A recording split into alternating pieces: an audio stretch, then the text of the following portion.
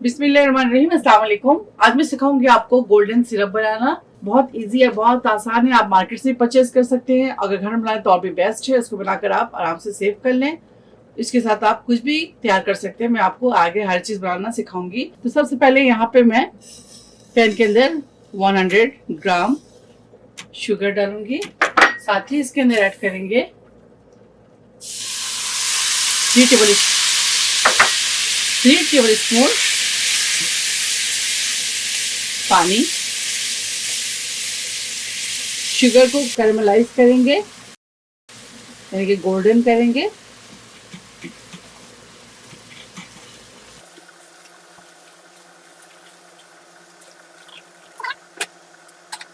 इस तरह से चलाते जाएं।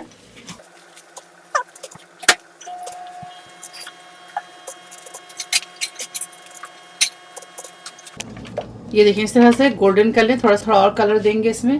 फ्लेम आप मीडियम हीट पे रखें। देखिए कैरमलाइज हो चुका है। थोड़ा सा और कलर देंगे। इसके बाद में इसके अंदर शुगर ऐड करूंगी। यहाँ पे लिया है मैंने ½ kg शुगर। उसको ऐड करेंगे इसके अंदर। इस तरह से डाल दें ताकि इसका टेम्परेचर थोड़ा लो हो जाए। अब इसके अंदर ऐड करेंगे 300 ml हॉट वाटर।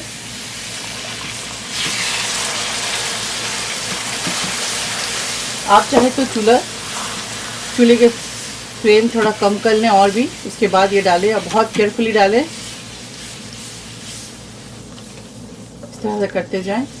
अब इसके अंदर ऐड करेंगे लेमन। डाल दें 1 पीस, या तो लेमन जूस डाल दें। लेमन हम इसलिए डालते हैं इसके अंदर ताकि ये हमारी जो शुगर है क्रिस्टलाइज ना हो जाए।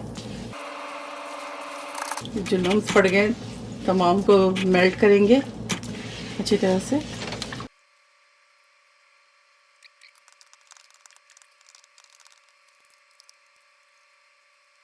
सारे शुगर मेल्ट हो चुके हैं।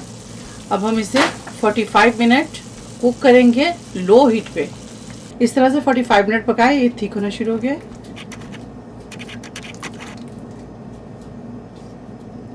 लो फ्लेम में इसको आप कुक करिएगा 45 मिनट्स। अब इसे निकाल देंगे